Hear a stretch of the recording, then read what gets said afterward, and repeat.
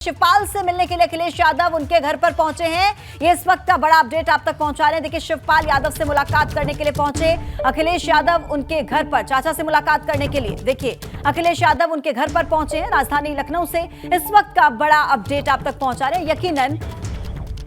यकीनन देखिए, राजनीतिक मुद्दे होंगे और जल्द ही सपा का विस्तार होना है और ऐसे में ये जो मुलाकात है उसके बाद यही माना जाए कि जल्द ही सपा का विस्तार हो सकता है। बहुत उम्मीद है कि इसी विषय पर चर्चा होगी दोनों के बीच। अखिलेश यादव चाचा शिवपाल के घर पर पहुंचे हैं राजधानी लखनऊ से। इस वक्त बड़ा अपडेट हम आप तक पहुंचा रहे हैं। देखिए, बहुत ही जल्द समाजवादी पार्टी का विस्तार होना है और ऐसे में दोनों के बीच विस्तार को लेकर ही चर्चा हो रही है। दोनों के बीच विस्तार को लेकर चर्चा, ऐसे में कौन से नए चेहरे, कौन से नए नाम समाजवादी पार्टी से सामने आएंगे, इस पर सबकी निगाहें हैं। शिवपाल यादव से मिलने के लिए अखिलेश यादव उनके घर पर पहुंचे। लंबी मुलाकात रहेगी क्योंकि संगठन के विस्तार को लेकर चर्चा दोनों के बीच चल रही है। बहुत ही जल्द संगठन का विस्तार होना है। ऐसे में कौन से नए चेहरे होंगे जो हम सबके सामने होंगे, इस पर सबकी निगाहें। और शिवपाल से मुलाकात करने के लिए अखिलेश यादव देखिए पहुंचे हैं उनके घर पर। ज्यादा जानकारी के साथ हमारे संवाददाता शैलेश इस वक्त फोन लाइन पर हमारे साथ जुड़ गए। शैलेश, चाचा से मिलने के लिए अखिलेश यादव पहुंच गए। संगठन का विस्तार होना है, बहुत उम्मीद जल्द नए नाम हमारे सामने आ सकते हैं क्या? बिल्कुल, देखिए, निश्चित रूप से अभी हाल ही में जब अखिलेश यादव की प्रेस कॉन्फ्रेंस हुई थी, उन्होंने उसमें साफ कहा था कि संगठन का जल्दी विस्तार होगा। अच्छे दिनों का इंतजार किया जा रहा है और देखिए, अच्छे दिन आ चुके हैं। अगर बात करें तो मकर संक्रांति हो चुकी है और अब वो दिन आ चुके हैं जिन दिनों में कहा जाता है कि अब शुभ कार्य करने के लिए दिन उचित है। और इसी कड़ी में अब ये माना जा रहा है कि समाजवादी पार्टी भी अपने संगठन का विस्तार जो है बहुत जल्द कर सकती है। क्योंकि अगर हम बात करें पिछले चुनाव, जब पिछले साल की 2022 की, तो उस समय देखिए जब राष्ट्रीय कार्यकारिणी की बैठक हुई थी तो उस कार्यकारिणी में अखिलेश यादव को एक बार फिर से राष्ट्रीय अध्यक्ष चुना गया था। प्रदेश अध्यक्ष पे नरेश उत्तम पटेल को चुना गया था प्रदेश कार्यकारिणी में। लेकिन जो बाकी इनके मोर्चे हैं, जो नीचे संगठन के अलग अलग विंग्स हैं, उनके पदाधिकारियों का चयन नहीं हुआ था। और उसके बाद में ही अक्टूबर में, क्योंकि नेताजी मुलायम सिंह यादव का निधन हो गया, चीजें बदल गई, उपचुनाव का दौर आ गया। इसके बाद अब ये विस्तार होना है। और क्योंकि शिवपाल यादव, उनको पूरी तरह से एक तरफ शिवपाल यादव ने जहां अखिलेश यादव को छोटे नेताजी कह दिया, तो वहीं अगर बात करें अखिलेश यादव ने भी अपना रुख साफ कर दिया था। ये कह दिया था कि अब शिवपाल यादव जी जो है पार्टी उनकी है, वो चाहे जैसे काम कर सकते हैं और पद की कोई बात ही नहीं रह गई। तो अब निश्चित रूप से जब चाचा भतीजा एक हो गए हैं तो उसके बाद ये मान लीजिए कि संगठन के विस्तार पर मंथन चल रहा है। इससे पहले अखिलेश यादव को देखिए, अगर बात करें 17 और 18 यानी कल ही चले जाना है तेलंगाना, केसीआर की रैली में भी शामिल होना है। तो केसीआर की रैली में शामिल होने से पहले, तेलंगाना जाने से पहले, जिस तरह से सपा अध्यक्ष अखिलेश यादव आज अचानक शिवपाल यादव के घर पहुंचे हैं, तो निश्चित रूप से वहां पर इसको लेकर लंबा मंथन हो रहा है संगठन के विस्तार को लेकर। और देखिए, जब संगठन का विस्तार होगा तो ये मानकर चलिए उसमें बड़ी जिम्मेदारी जो है वो शिवपाल यादव को भी मिलना तय है। जो जिस तरह यही सवाल है शैलेश, मैं आपसे पूछने वाली थी, क्योंकि लंबे समय से हम सुन रहे हैं कि शिवपाल को बड़ी जिम्मेदारी मिलेगी, बड़ी जिम्मेदारी मिलेगी। सस्पेंस अब तक खत्म नहीं हो रहा। आज की इस मुलाकात के बाद हम कुछ आशंका ये समझे, संभावना ये समझे कि शिवपाल यादव को भी बड़ी जिम्मेदारी के रूप में हम देख सकते हैं। बिल्कुल, देखिए, निश्चित रूप से शिवपाल यादव को भी बड़ी भूमिका में आप देख पाएंगे। और ये भी माना जा रहा है कि आगे से अगर शिवपाल यादव के बेटे की बात की जाए, आदित्य यादव की, उनको भी पार्टी में कोई जिम्मेदारी दी जा सकती है। तो ये वो चीजें हैं जिन पर इस समय सभी की निगाह टिकी हुई है। और ये तय मानकर चलिए कि आज की जो ये बैठक है, जिस तरह से अचानक आज अखिलेश यादव मुलाकात के लिए गए, क्योंकि जब से शिवपाल यादव ने देखिए सपा का झंडा थामा है, उसके बाद से 1 महीने से ऊपर का देखिए वक्त हो चुका है मैनपुरी का चुनाव परिणाम आए हुए। और उसके बाद से अगर आप देखें तो अभी तक जो शिवपाल यादव है वो सपा कार्यालय नहीं गए। दूसरी तरफ यहाँ पर भी आप देखिए तो पहली बार अखिलेश यादव जो है वो अपने चाचा शिवपाल यादव के घर गए हैं। और निश्चित रूप से समाजवादी पार्टी की अगर बात करते हैं तो संस्थापक सदस्य हैं शिवपाल यादव। और जिस तरह से उन्होंने, अखिलेश यादव ने अपना रुख साफ कर दिया, जो बीच की दूरियां थी वो नेताजी मुलायम सिंह यादव के निधन के बाद जब मैनपुरी का चुनाव आया, उसमें वो दूरियां जो थी वो खत्म होती हुई देखी गई। जब पूरी तरह से शिवपाल यादव मैनपुरी के चुनाव में मैदान में उतर गए, बहू के लिए उन्होंने जनता से वोट मांगा और वहां से जिस तरह से बड़ी बहुमत के साथ में उस सीट को जीता डिंपल यादव ने, जिस दिन चुनाव के परिणाम आए हम सब ने देखा कि कैसे शिवपाल यादव जो है वो समाजवादी पार्टी का झंडा उठा लेते हैं। वो कहते हैं कि अब मैंने सपा का झंडा हमेशा के लिए थाम लिया है, और इसके बाद में सभी चीजों पर वो पूर्ण विराम लगा देते हैं। और अब अगर आप देखें तो आज जिस तरह से शिवपाल यादव यहाँ के आवास पर अखिलेश यादव पहुंचे हैं, तो पार्टी को किस तरह मजबूत करना है, क्योंकि आगे देखिए निकाय चुनाव की बात है, 2024 के लोकसभा चुनाव की बात है। तो जिस तरह से पार्टी को, संगठन को आगे मजबूत करना है, इन सभी चीजों के लिए उस पर मंथन चल रहा है। केसीआर की रैली में देखिए जाने का मतलब साफ समझा जा सकता है। जो थर्ड फ्रंट की एक बात कही जा रही है 2024 के लिए वो, और ऐसे में अखिलेश यादव जब यहाँ पर गए हैं तो मंथन जो होगा वो आगामी जो पार्टी का विस्तार होना है उसके ऊपर भी होगा, और निश्चित रूप से केसीआर की रैली में अगर जा रहे हैं वहां पर जो राजनीतिक मुद्दों पर बात होनी है, इन चीजों पर भी क्योंकि वरिष्ठ है, अनुभवी है शिवपाल यादव पार्टी में, तो उनके साथ इसके ऊपर भी मंथन होगा। तो बिल्कुल बिल्कुल, ये बहुत जरूरी हो जाता है। शैलेश, जो जानकारी आप हम तक पहुंचा रहे हैं, अपडेट्स के लिए हम लगातार आपसे बने रहेंगे। फिलहाल बहुत शुक्रिया आपका जानकारी देने के लिए।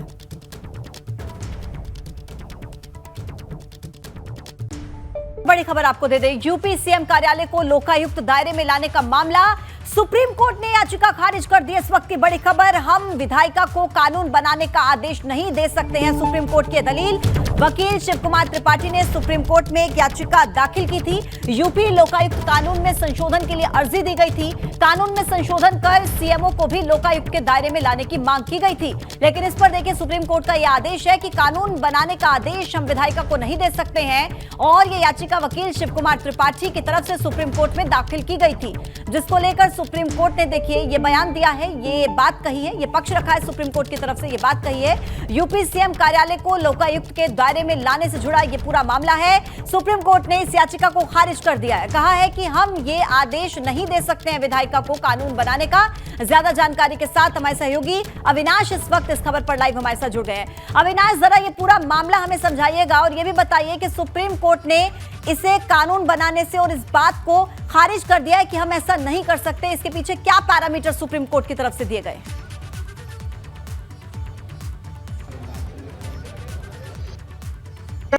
कोर्ट में पहले भी कई सारी जो है पीआईएल दायर करते रहे हैं, तो इस बार उन्होंने याचिका लगाई थी और साफ तौर पे मांग की थी कि उत्तर प्रदेश में जो लोकायुक्त कानून 1975 है उसमें संशोधन किया जाए, क्योंकि वो लोकायुक्त और उप लोकायुक्त को पर्याप्त ताकत नहीं देती है। वो मुख्यमंत्री कार्यालय से कोई भी जानकारी नहीं ले सकते, कोई भी पूछताछ नहीं कर सकते, इसलिए मुख्यमंत्री कार्यालय को भी इसके अधीन लाया जाए जिससे कि पारदर्शिता हो। लेकिन सुप्रीम कोर्ट ने को खारिज कर दिया है और कहा है कि विधायक को बनाने के लिए हम आदेश नहीं दे सकते, क्योंकि लोकायुक्त जो कानून है वो अपने हिसाब से तमाम तरह राज्य सरकारें बनाती हैं, केंद्र सरकार भी अपने हिसाब से लोकायुक्त कानून का निर्माण करती है। तो ऐसे में उस जो लोकायुक्त कानून वर्तमान में है उसमें कहीं पे भी मुख्यमंत्री कार्यालय को उसके अधीन नहीं लाया गया है। तो इसी के मद्देनजर सुप्रीम कोर्ट ने इस याचिका को खारिज कर दिया, साफ तौर पर कहा है कि हम ऐसे किसी भी आदेश को नहीं दे सकते जिसमें विधायिका को बनाने का आदेश हो। तो सुप्रीम कोर्ट ने अपनी ओर से टिप्पणी करते हुए याचिका खारिज कर दी है। तो जो याचिकाकर्ता की ओर से मांग की गई थी कि मुख्यमंत्री कार्यालय को लोकायुक्त कानून के अधीन लाया जाए, वो कहीं न कहीं उनकी याचिका को सुप्रीम कोर्ट ने सुनने से साफ तौर पे इंकार कर दिया है। ठीक है अविनाश, मैं वापस से आपके पास लौटती हूँ। एक और बड़ी खबर इसी बीच हमारे दर्शकों तक हम पहुंचा दें। दरअसल खबर मिल रही है दिल्ली से, जहां भाजपा की राष्ट्रीय कार्यकारिणी की बैठक जारी है और बैठक में प्रधानमंत्री नरेंद्र मोदी, गृह मंत्री अमित शाह, भाजपा के राष्ट्रीय अध्यक्ष और यूपी के मुख्यमंत्री योगी आदित्यनाथ और उत्तराखंड के सीएम पुष्कर सिंह धामी समेत पार्टी के तमाम बड़े नेता और राज्यों के मुख्यमंत्री मौजूद हैं। बताया जा रहा है कि राष्ट्रीय कार्यकारिणी की बैठक में मिशन 2024 के साथ ही इस साल 9 राज्यों में होने वाले विधानसभा चुनावों की जीत की रणनीति पर चर्चा होने की संभावना है और इस बैठक के जरिए भाजपा ने अभी से जीत के लिए प्लान बनाना शुरू कर दिया है। सुगबुगाहट यह भी है कि लोकसभा चुनाव से पहले भाजपा यूपी समेत कुछ राज्यों में संगठन में बड़े फेरबदल को करने की तैयारी के मूड में है और आज की बैठक से पहले प्रधानमंत्री नरेंद्र मोदी ने पटेल नगर से लेकर एनडीएमसी रोड शो भी किया है।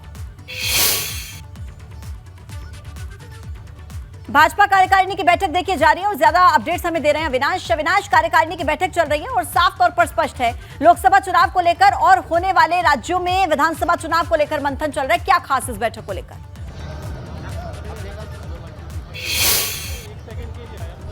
जी देखिए, अगर बात करें तो कुल 350 सदस्य आज की राष्ट्रीय कार्यकारिणी की बैठक में शामिल हैं, जिसमें प्रधानमंत्री नरेंद्र मोदी भी हैं, गृह मंत्री अमित शाह भी हैं और पार्टी के तमाम सारे कद्दावर नेता हैं। मुख्यमंत्री योगी आदित्यनाथ भी मौजूद हैं और उत्तराखंड के मुख्यमंत्री पुष्कर सिंह धामी मौजूद है। चूंकि अगर बात करें तो जो सुबह भारतीय जनता पार्टी के राष्ट्रीय अध्यक्ष ने पदाधिकारियों और प्रदेश अध्यक्षों के साथ बैठक की थी, तो उसमें साफ तौर पर यह जानने की कोशिश की थी कि जो केंद्र सरकार की योजना चल रही है उससे जमीन में किस तरीके से पहुंचा रही है तमाम सारी राज्य, और इसके साथ साथ ये भी जाना था कि जनता का फीडबैक क्या है, क्योंकि जो सबसे महत्वपूर्ण बात है जनता, लोकतंत्र में जनता ही जनार्दन होती है और जनता ही कहीं ना कहीं प्रधानमंत्री, मुख्यमंत्री, सांसद, विधायक के सब चुनने का जो है मादा रखती है और वही चुनकर लोकतंत्र में भेजती है। तो लिहाजा 2024 में एक बार फिर से प्रधानमंत्री नरेंद्र मोदी का इम्तिहान होना है जनता के बीच में, तो उसके पहले की बीजेपी की यह तैयारी है। और उससे पहले भी अगर बात करें तो 9 राज्यों में विधानसभा चुनाव है, जिनमें अगर बात करें तो बीजेपी कई सारे राज्यों में शासित है, जिनमें से त्रिपुरा है, कर्नाटका है, इसके अलावा मध्य प्रदेश है। तो ये तमाम तरह जो बड़े राज्य हैं यहाँ पे विधानसभा चुनाव होने हैं,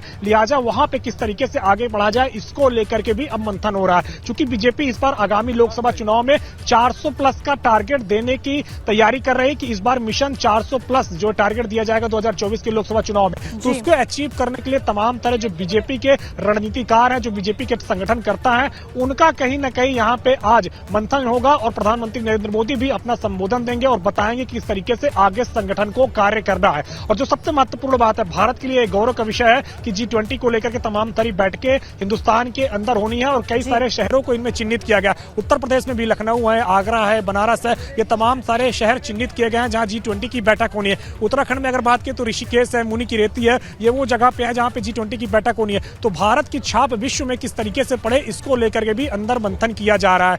मिलेट्स को लेकर के भी यहाँ पे अंदर प्रधानमंत्री अपनी ओर से संबोधन देंगे, चूंकि आज प्रधानमंत्री के पसंदीदा व्यंजन भी यहाँ पे बने हैं और जिस तरीके से मोटे अनाज का व्यंजन है, प्रधानमंत्री खुद उस व्यंजन का आहार कहीं ना कहीं यहाँ पे चखेंगे और एक संदेश देने की कोशिश है कि जो मिलेट्स है उसको इस वर्ष बढ़ावा देना है, जिससे कि किसानों को भी फायदा हो सके और जो लोगों के अंदर तमाम सारे पोषक तत्वों की कमी रहती है उसकी भरपाई की जा सके, क्योंकि इस तरीके से मोटे अनाज में काफी ज्यादा पोषक पाया जाता है और उसको धीरे धीरे करके अभी वर्तमान में बैठक जिसमें एक तो राजनीतिक तौर पर अगर माने तो इसके मायने काफी खास हो जाते हैं, क्योंकि प्रधानमंत्री नरेंद्र मोदी खुद मौजूद हैं और चुनावों के मद्देनजर चर्चा होती नजर आएगी। बहुत धन्यवाद अविनाश आपका जानकारी हम तक पहुंचाने के लिए। तो देखिए, भाजपा राष्ट्रीय कार्यकारिणी की बैठक लगातार जारी है। इस बीच एक और बड़ी खबर यह है कि अलीगढ़ में देखिए किसान की जलकर मौत हो गई। अलाव की आग से किसान की जलकर मौत हो गई है। फसल की रखवाली करने के लिए ये किसान खेत पर गया था। सुबह के वक्त किसान की जली हुई लाश मिली। अकराबाद थाना क्षेत्र की पुलिस ने शव को कब्जे में ले लिया, पोस्टमार्टम के लिए भिजवाया गया। किसान रिसालदार गांव का रहने वाला था। रात में हाथ पैर सेंकने के लिए अलाव जलाया था और वहीं पर सो गया। आशंका है कि अलाव की आग में जलकर उसकी मौत हो गई, लेकिन पुलिस हर पहलू पर इस पूरे मामले की जांच कर रही है। आंच करी है उसने चूल्हे में आंच करके फिर उस पर ताप आए, ताप के वो गैर होश भी है गया, दारू पारू पी के तो गा के बाद वो सो गया। उसमें आग लग गई, माँ कोई है नहीं तो मालूम पत्ती जिस तरीका थे मढ़िया फड़िया सब गिर गई, माँ कुछ नहीं रहा। खेत पे ही रहते थे, नशेड़ी आदमी थे, शराब पी के नहीं वहाँ सो रहे थे। वहाँ पे आँच जलाई थी और वो कपड़ों में नीचे से आँच लगी है प्यार में। फिर खाट में आई है, खाट में आगे नहीं, अब लिहाफ में जो था वो मढ़िया वो उसमें सोते में आग लगी। और खबर कानपुर से है। गुरुद्वारा चंदा विवाद में जांच के आदेश दिए गए हैं। डीएम विशाख जी अय्यर ने जांच के आदेश दिए। एसडीएम के नेतृत्व में 5 सदस्यों की एक जांच कमेटी बनाई गई है। गुरु सिंह सभा अध्यक्ष हरविंदर सिंह लॉर्ड पर गंभीर आरोप लगे हैं। सिख समुदाय ने डीएम से इस बात की शिकायत की थी, जिसके बाद डीएम ने जांच के आदेश दिए और जांच कमेटी 15 दिनों के अंदर अपनी रिपोर्ट सौंपेगी। 5 सदस्यों की कमेटी डीएम ने बनाई है और यह कमेटी 15 दिनों के अंदर अपनी रिपोर्ट सौंपेगी। गंभीर आरोप है देखिए गुरु सिंह सभा अध्यक्ष हरविंदर सिंह लॉर्ड पर। सिख समुदाय की शिकायत पर जांच के आदेश दिए गए और 15 दिनों के अंदर अपनी रिपोर्ट इस कमेटी को सौंपनी होगी। 5 लोगों की कमेटी तैयार की गई है इस पूरे मामले को लेकर, जो गुरुद्वारा चंदा विवाद में जांच करेगी और इसके बाद 15 दिनों के अंदर अपनी रिपोर्ट सौंपेगी।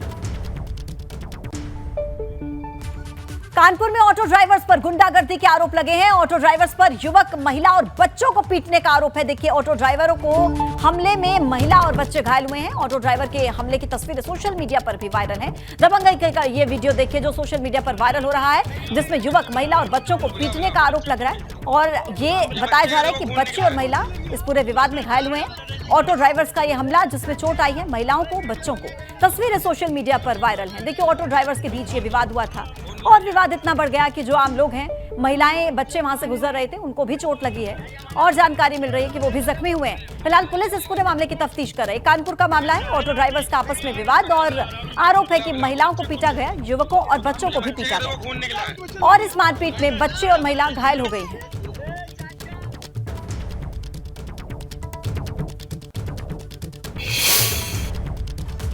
अमरोहा में पुलिस ने गहनों से भरा हुआ एक बैग बरामद किया। ज्वेलरी से भरा बैग रिक्शे में एक महिला भूल गई थी। रिक्शा चालक की तलाश की पहले और उसके बाद बैग को बरामद किया। अमरोहा कोतवाली पुलिस ने यह बैग बरामद किया। एक महिला का बैग जो रिक्शे में ही वो अपना बैग भूल गई थी और ज्वेलरी से भरा हुआ था ये बैग। और देखिए, पुलिस ने ये सफलता हासिल की और महिला को उसका बैग लौटाया। पहले रिक्शा चालक की तलाश की, उसके बाद वो बैग बरामद किया, फिर इस बैग को इस महिला को सौंपा गया। ज्वेलरी से भरा हुआ था बैग और यह महिला रिक्शे में ही बैग को भूल गई थी। रिक्शा चालक की तलाश की गई पहले और फिर उसके बाद यह बैग इस महिला को वापस लौटाया गया। अमरोहा का मामला है, गहनों से भरा हुआ बैग मिला है। यह महिला इस बैग को रिक्शे में ही भूल गई थी।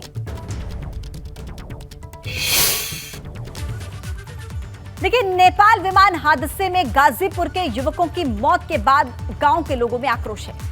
सैकड़ों लोग धरना प्रदर्शन कर रहे हैं। लोगों का आरोप यह है कि इतनी बड़ी क्षति के बाद भी स्थानीय अधिकारियों का रवैया ठीक नहीं है। लोग मृतक के परिजनों को मुआवजा देने की मांग कर रहे हैं। मुआवजे की मांग को लेकर गाजीपुर के कासिमाबाद में लोग प्रदर्शन कर रहे हैं। लोगों के आक्रोश को देखते हुए बड़ी संख्या में मौके पर पुलिस बल तैनात किया गया। तस्वीरें आपके सामने। नेपाल विमान हादसे में जिन लोगों की मौत हुई है उनमें से 5 युवक गाजीपुर के ही रहने वाले बताए जा रहे हैं और मृतक के परिजनों में देखिए गुस्सा है। आरोप लगा रहे हैं कि रवैया ठीक नहीं है प्रशासन। कि कल अब लगभग 24 घंटे हो गए इस घटना को। जो नेपाल में विमान हादसा हुआ था उसमें 5 भारतीयों को दिखाया जा रहा था, जिसमें 4 भारतीय और चारों हमारी ग्राम सभा और हमारे पड़ोसी गांव से हैं। लेकिन तब तक 24 घंटे हो गए, अब तक कोई शासन प्रशासन से स्थायी हम लोग को ये नहीं मिला था कि आप जाएंगे तो वहाँ डेड बॉडी कैसे आएगी, आपको कोई मतलब आर्थिक मदद, चाहे मुआवजा, चाहे सरकार की तरफ से कोई घोषणा नहीं हो रही थी, न ही सरकार की तरफ से शासन प्रशासन कोई मदद नहीं मिला था। शासन की तरफ से अभी दूतावास नेपाल से वार्ता हुई है डीएम मैम की, तो वहाँ से अभी डीएनए मैचिंग के लिए उनके परिवार के लोगों को बुलाया गया है। तो यहाँ से लोगों को भेजा जा रहा है, प्रशासन की तरफ से गाड़ी वगैरह मुहैया कराई गई है। खबर इस वक्त नोएडा से मिल रही है। अपराधियों के खिलाफ पुलिस अब एक्शन में है। थाना सेक्टर 63 में चेकिंग के दौरान 5 आरोपी गिरफ्तार हुए हैं और आरोपियों के पास से फर्जी नंबर के प्लेट्स, 4 नो एंट्री परमिशन और 17 नंबर प्लेट बरामद हुए। पुलिस कमिश्नरेट गौतम बुद्ध नगर अपराधियों पर नकेल डालने के लिए विशेष चेकिंग अभियान चला रही है और इसी के दौरान 5 आरोपी पकड़े गए। इन्हें एसजेएम हॉस्पिटल के पास छिजारसी से गिरफ्तार किया गया है। ये 5 आरोपी जिनके पास से फर्जी नंबर प्लेट बरामद हुए हैं। 5 आरोपियों की गिरफ्तारी चेकिंग के दौरान थाना सेक्टर 63 में यह चेकिंग हुई, जिसमें 5 आरोपियों को गिरफ्तार किया गया। बड़ी खबर मिल रही है, जोशीमठ का अपडेट आपको दे दें। 11 घरों में बड़ी दरारें। जोशीमठ में रोजाना बढ़ती जा रही हैं दरारें। जोशीमठ के 2 बड़े होटल्स में भी दरारें बढ़ गई हैं और देखिए, जोशीमठ में अलग अलग टीमें जमीन धंसने की जांच कर रही हैं, लेकिन इसी बीच दरारें बढ़ने का सिलसिला लगातार जारी है। 2 और बड़े होटल्स हैं जिनमें दरारें बढ़ गई हैं। जोशीमठ में लगातार हालात देखिए बेकाबू होते जा रहे हैं। अलग अलग टीमें जमीन धंसने की जांच कर रही हैं जोशीमठ में। देखिए, जोशीमठ के 2 और होटल्स ऐसे हैं जिन पर संकट मंडरा रहा है। एक होटल दूसरे होटल की तरफ झुक गया है। होटल कॉमेट लॉज और स्नोक्रिस्ट होटल पर संकट मंडरा रहा है। 2 होटल्स एक दूसरे की तरफ झुक रहे हैं।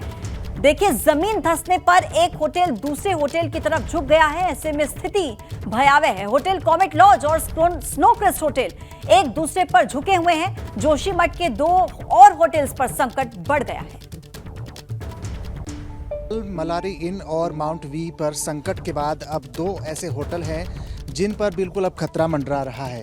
यानी होटल कॉमेट और स्नो क्रेस्ट, ये 2 ऐसे होटल हैं जो आपस में मिल रहे हैं और बिल्कुल आप देख पा रहे हैं कि ये जो पिलर है बिल्कुल ये ध्वस्त होने की कगार पर है। और इस तरफ का जो नज़ारा है ये होटल कॉमेंट है जो दूसरे होटल की तरफ झुक गया। यानी जिस तरीके से मलारी इन और माउंट इन आपस में जो टकराए थे वही स्थिति इन तमाम दोनों होटल की यहाँ पर देखने को मिल रही है। हालांकि जिस तरीके का अभी यहाँ पर संकट की बात है और जो एक ध्वस्तीकरण की बात है वो तो अभी जिला प्रशासन से बात करने के बाद ही पता चलेगा। लेकिन जो इनके होटल के स्वामी हैं उनसे बातचीत करने की कोशिश करेंगे। सर, क्या नाम है आपका? अनिल प्रजापति। जी अनिल जी, आपका कौन सा होटल है और क्या इसमें अभी क्या कंडीशन है? मैं एक्चुअल में गुजरात से हूँ, अहमदाबाद से। मेरा होटल स्नोक्रेस्ट स्टे है। मैंने 2007 में परचेज़ किया था। लास्ट ईयर मैंने 1.5 करोड़ रुपया उसमें रिनोवेशन में लगाया है। और होटल बेसमेंट से लेके ऊपर तक पूरा एक साइड 14 इंच चुका है, दूसरी बाजू 2 फुट झुका है। पूरा बेसमेंट उखड़ चुका है, किचन की दीवारें बाहर आ गई है, बेसमेंट की दीवार बाहर हो गई है, पूरा बिल्डिंग ट्विस्ट हो गया है, यानी कि सीधा नहीं रहा, पूरा यूं हो गया है। तो जोखिम की परिस्थिति में है। क्या मानते हैं कि अभी जो दरार है बढ़ गई? इस बीच खबर है बिजनौर से भाजपा विधायक के गुर्गों से तंग आकर धरना भाजपा नेत्री अनीता चौहान धरने पर बैठ गई हैं। निर्माणाधीन मकान को रुकवाने पहुंचे एमएलए सुशांत सिंह के गुंडे इंसाफ के लिए भाजपा नेत्री धरने पर बैठ गई और भाजपा विधायक करोड़ों की संपत्ति पर कब्जा जमाने का आरोप है। बिजनौर कलेक्ट्रेट परिसर में पीड़िता भाजपा नेत्री ने धरना प्रदर्शन की तस्वीरें आपके सामने। कई महिलाएं देखिए धरना प्रदर्शन में साथ देती हुई नारेबाजी करते हुए निर्माणाधीन मकान को रुकवाने पहुंचे थे एमएलए सुशांत सिंह के गुंडे, ये आरोप है। और इसके बाद इंसाफ के लिए भाजपा नेत्री धरने पर बैठ गई। आरोप लगाए गए, देखिए इंसाफ के लिए यहाँ पर धरना चल रहा है, विरोध जताया जा रहा है। महिलाएं देखिए इस धरना प्रदर्शन का हिस्सा बनी है, नारेबाजी करते हुए। बिजनौर से जानकारी और तस्वीरें, भाजपा नेत्री अनीता चौहान बैठी हुई हैं धरने पर। केहरीपुर जंगल में मेरे दामाद लव कुमार का मकान का निर्माण हो रहा था। मैं उसे देखने गई थी। पता चला वहां जाके जैसे निर्माण हो रहा था सब अधिकारियों की संज्ञान में डालकर सबको मतलब सब नंबर 1 के कागज होने के बावजूद मकान को बार बार रोका जा रहा था। उस दिन लिंटर पड़ा था, अधिकारियों को सबको जानकारी दी गई थी। इसके बावजूद भी कुंवर सुशांत सिंह के गुंडे, उनके लोग, सर्वेश जी के लोग वहां जा करके शाम को बदतमीजी करते हैं। सारे उनको पुलिस सबको उठा के ले जाती है और मुझे वहां रात को 12 बजे तक बंधक बना के रखा गया। मेरठ में सिक्योरिटी कंपनी के जीएम पर पालतू कुत्ते का हमला। सिक्योरिटी कंपनी के जीएम को कुत्ते ने कई जगह पर काट लिया। मेरठ के मेडिकल थाना इलाके की दामोदर कॉलोनी का यह पूरा मामला है। जीएम अनिल कुमार राजौरा ने थाने में शिकायत दी थी। कुत्तों को लेकर पहले कई बार विवाद हो चुका है और अब ये तस्वीरें आई हैं सामने, जहां सिक्योरिटी कंपनी के जीएम पर कुत्ते ने अटैक किया। कई जगह पर कुत्ते ने कंपनी के जीएम को काटा और ये पूरा मामला दामोदर कॉलोनी का बताया जा रहा है। जीएम अनिल कुमार राजौरा ने इस बात की शिकायत थाने में की। पहला मामला नहीं है, पहले भी कई ऐसे मामले सामने आते हैं जहां कुत्तों का आतंक देखने को मिला है। मेरठ में जीएम पर पालतू कुत्ते का अटैक।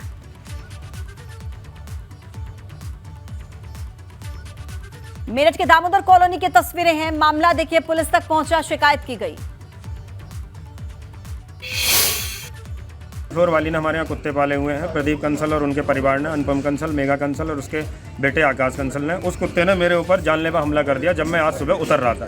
पहले भी इस बात को लेकर विवाद हुआ है। पूरी सोसाइटी परेशान है, मेरे साथ पूरी सोसाइटी आई हुई है। मेरे यहाँ पे इन्होंने आज दांत मार दिया कुत्ते ने और मुझे जो है कुत्ते ने काट लिया। ग्रेटर नोएडा में 31 जनवरी की रात 3 स्टूडेंट्स को टक्कर मारकर फरार हुई सेंट्रो कार को पुलिस ने बरामद कर लिया है। सेंट्रो कार चालक भी पुलिस की गिरफ्त में है। दरअसल बीटा 2 पुलिस ने गिरफ्तार किया। 31 दिसंबर की रात का मामला, जब सेंट्रो कार चालक ने 3 स्टूडेंट्स को सर्विस रोड पर जाते समय जोरदार टक्कर मारी और इसमें एक छात्रा स्वीटी गंभीर रूप से घायल हुई थी। 2 सामान्य रूप से घायल थे। घटना के बाद कार सवार मौके से फरार हो गया था। पुलिस आरोपी की तलाश में जुटी थी और अब पुलिस की गिरफ्त में आए हैं। देखिए कितने दिनों के बाद, 16 दिन के बाद 31 दिसंबर की रात का ये मामला। ये वो लड़की है, छात्रा है, जिसको गंभीर रूप से चोट आई थी इस टक्कर में। बीटेक के 3 छात्र छात्रा अल्फा 2 बस स्टैंड से डेल्टा की तरफ जा रहे थे कि अज्ञात वाहन द्वारा उन्हें टक्कर मार दिया गया। एक गाड़ी बैलूनों के माध्यम से उन लोगों को हॉस्पिटलाइज कराया गया, जिसमें से एक छात्र छात्रा को अगले दिन डिस्चार्ज कर दिया गया था, जबकि स्वीटी नाम की छात्रा काफ़ी गंभीर रूप से घायल है और उसका अभी भी इलाज कैलाश हॉस्पिटल में चल रहा है। डिस्चार्ज किए गए छात्र छात्राओं से पूछताछ में पता चला कि एक सफ़ेद रंग की सेंट्रो कार से उन्हें टक्कर मारी गई है। इसी आधार पर सीसीटीवी फुटेज को देखने के लिए 6 टीमें लगाई गई हैं। मेरठ में आरएसएस नेता के घर में बदमाशों ने हमला कर दिया। परिवार को तमंचे की नोक पर धमकी दी गई। बिना वारदात को अंजाम देकर बदमाश वहां से फरार हो गए। सीसीटीवी फुटेज के आधार पर पुलिस ने बदमाशों की तलाश तेज कर दी है। देखिए, बिना वारदात को अंजाम देकर भागे, क्योंकि मेरठ में आरएसएस नेता के घर पर बदमाशों ने यह हमला किया था, जिसके बाद देखिए ये तस्वीरें आपके सामने। तमंचे की नोक पर परिवार को धमकी दी, बिना वारदात को अंजाम देकर भागे क्योंकि पुलिस का पहरा। ये तस्वीरें आपके सामने, 2 बदमाश जो यहां पर किसी वारदात को अंजाम देने की मंशा के साथ पहुंचे थे।